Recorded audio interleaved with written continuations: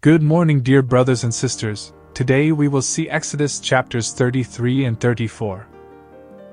Exodus 33 recounts the story of Moses seeking God's presence and guidance for the Israelites. After the incident with the golden calf, God told Moses to lead the people to the promised land, but he would not go with them because of their rebelliousness. The people mourned upon hearing this news, and Moses set up a tent outside the camp where he would go to meet with God.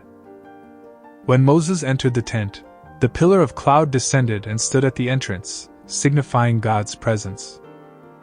Moses spoke with God face to face, just as a person would speak with a friend. Moses pleaded with God to continue accompanying them, acknowledging that their success depended on his presence among them. God assured Moses that his presence would go with them, and that he would give them rest. Moses then made a bold request, asking God to show him his glory. God told Moses that he would cause his goodness to pass before him, but Moses would only be able to see his back, as no one can see God's face and live. God instructed Moses to chisel 2 stone tablets like the first ones so that he could write on them the words of the covenant. Moses prepared the tablets, and went up to Mount Sinai early in the morning to meet with God. The Lord descended in a cloud and proclaimed his name, emphasizing his compassion, grace, and faithfulness. Moses quickly bowed down and worshipped, recognizing God's greatness. He asked God to pardon the people's sins and to lead them to the land he had promised to their ancestors. Moses pleaded for God's favor and guidance, acknowledging their dependence on him. Exodus 33 highlights the importance of God's presence and guidance in the lives of his people. It reveals Moses' deep desire to experience God's glory and his unwavering commitment to intercede on behalf of the Israelites. The chapter reminds us of the significance of seeking God's presence and relying on his guidance in our own lives. Exodus 34 tells the story of God's renewal of the covenant with the Israelites after their disobedience to the golden calf.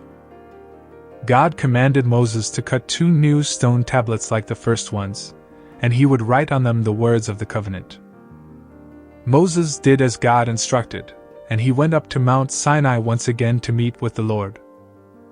As Moses stood before God, the Lord passed by and proclaimed his name, emphasizing his qualities of mercy, grace, patience, and faithfulness.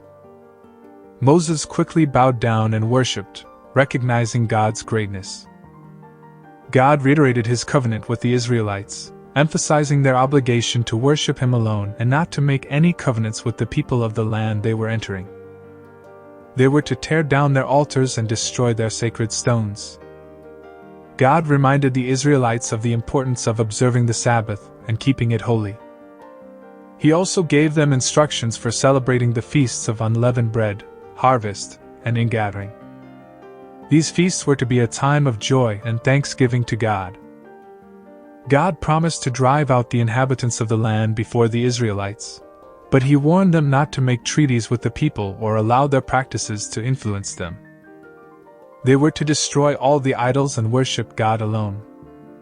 After 40 days and 40 nights on the mountain, Moses came down with the 2 stone tablets, carrying the 10 commandments. When the people saw Moses, they were afraid because his face was radiant from being in the presence of God.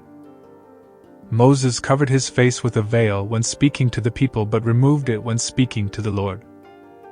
Exodus 34 teaches us about God's faithfulness, his desire for the Israelites' exclusive worship, and his graciousness in renewing the covenant despite their disobedience.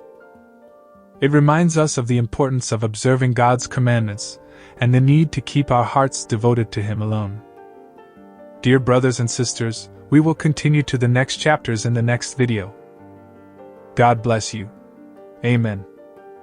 Kindly subscribe and share with your friends and family.